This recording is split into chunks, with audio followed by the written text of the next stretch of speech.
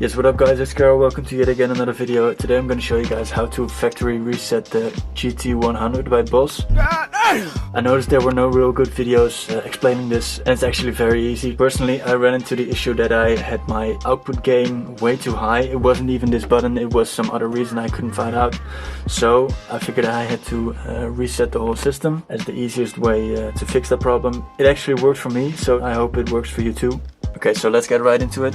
First you go to the system button, that's right here.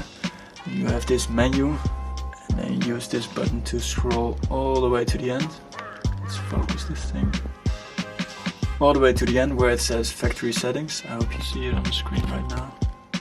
There we go. Then you click right, and it says, are you sure or something? Are you okay with this?